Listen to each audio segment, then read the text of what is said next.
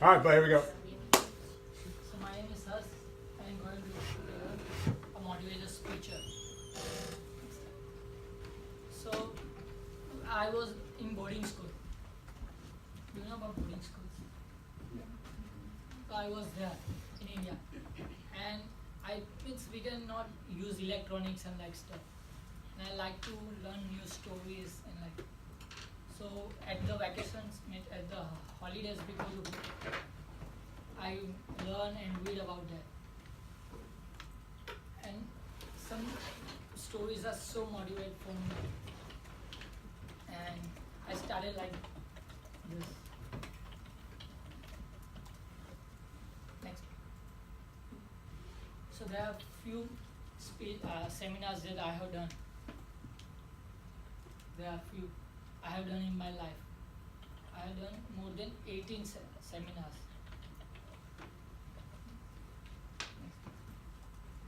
So I'm going to explain about this unstoppable. Can you click on that? Yeah. Get ready to go on a roller coaster that will make you uncomfortable.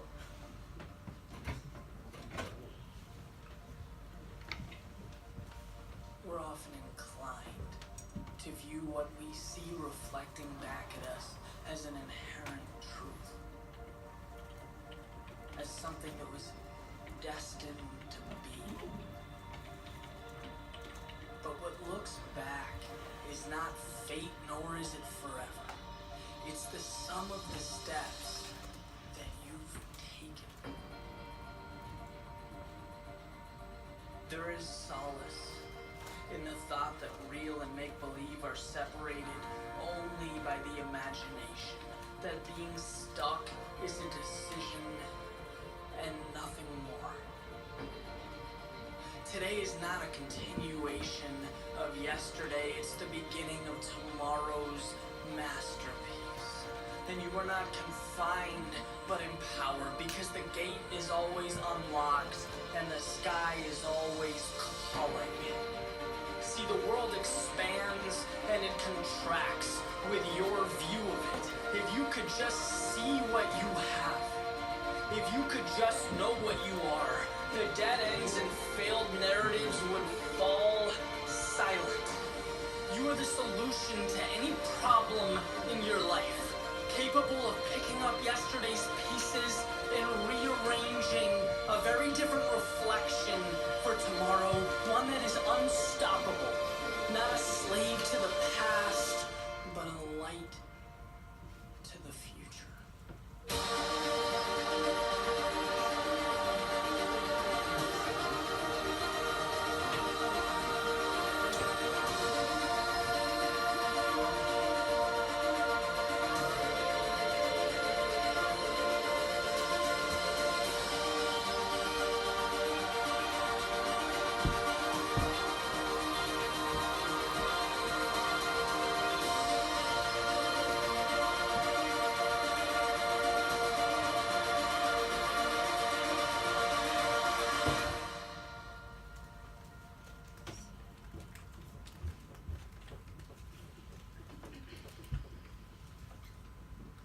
So I got this inspiration from my every seminar that I had done, means doing before.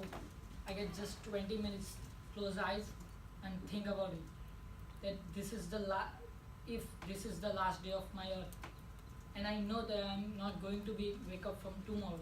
What should be I do? And I have just two answers: is that thinking and crying about it, or do something that instead of knowing that I'm not going to be get up tomorrow, I can have a good sleep.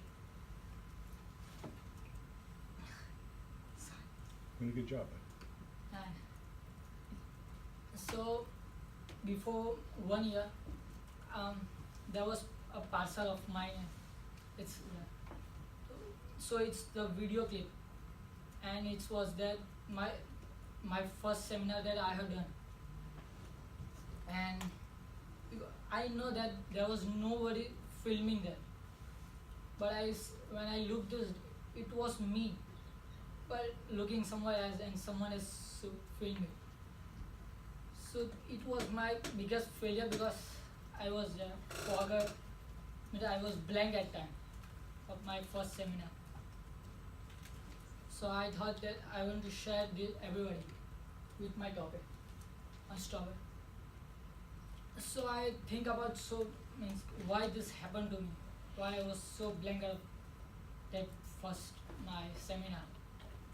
And after so many thinking, I read one story about it, and I got my answer. So this story is about two kids. One is about 12 years old and another is about 6 years old. So they were so close friends. And one day they when playing they go out of the village playing. And the bigger one of 12 years old was he fall down in well. And there was no far away to help them. So the small 6-year boy look at a what do you call a bucket with a rope, and he threw it in. And he was just trying to pulling him out. And the boy was hanging that bucket, that various boy, and he take out him. But they was worried about that what will happen if he will say to everybody that he fall down and he saved. But it's not happened like this. When they tell about their parents that this happened, then nobody believed them. But in that village there was one old man. He believed both child that they are speaking truth. Everybody go to him and ask about him. How is this possible? How can the small 6-year boy cannot grab a full water of bucket, and he can grab out 12 years old boy? So the old man says that it's not question how he can do, why he can do. Because when he was doing this, nobody was there to telling him that you cannot do this. How can you do this? Instead of being self-confident. So in our life, there are so many things that we want to do, but someone tell us that you cannot do this. Yeah, how can you do this? And there are two kind of walls.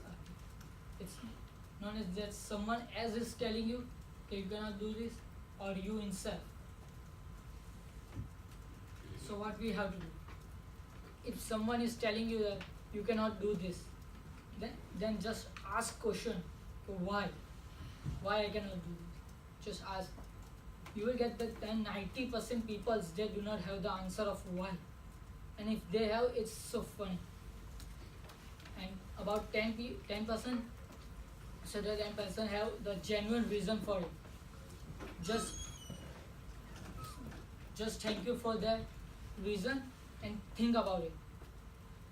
And that 10% people can help you to grow that your potential. And the second one means our own voice that we are saying that you cannot do this.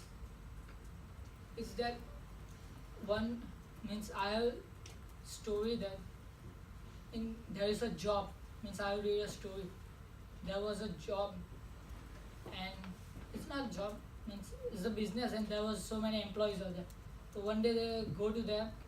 So in every employees have a desk, and there was one letter, and they open it. It was written that the man who has stopped your